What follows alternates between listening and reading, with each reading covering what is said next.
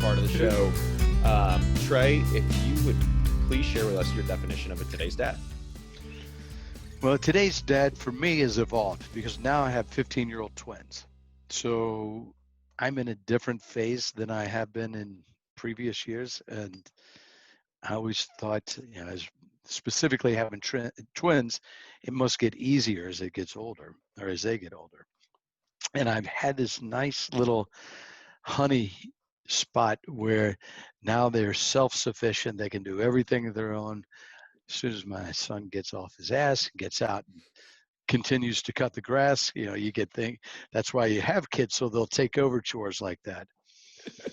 But there's also the other end of it where they're about to start driving, and some of these things disappear every once in a while. And so my dad role has changed over time, but more and more to me, and I've got, which may not be unusual for a lot of people, but for me a little different than what most people have. I'm divorced. I've been divorced for 11 years. So my kids have known, two households. I've got them 50% of the time. And luckily for what I do, I travel a lot. I schedule everything around what my kids' schedule is. And so when I have kids, I'm lucky. I get to take them to school, pick them up from school. I'm very present. And then when they're not with me, that's when I travel. That's, my time to go. So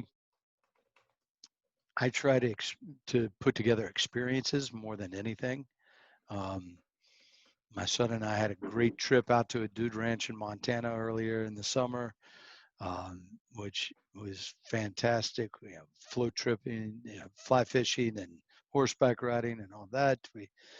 My daughter and I were out in California just a couple of weeks ago, and anything that I can do to have real experiences, that's what I try to make most impactful. Balancing trying to be somewhat of not just a total dork dad, which of course I am to them all the time, but being somewhat fun dad, but also, I always tell them, my job is not to be their friend, it's to be their dad. And that's first and foremost. And we try to have fun along the way, but it's, trying to get them to a point. They're both doing great right now, so I couldn't be happier. But to where in a couple of years, they're ready to fly the nest and, and maybe talk to me a little bit more than they do right now. Or it seems like I have to force them most of the time, but their friends like me. That's the other key.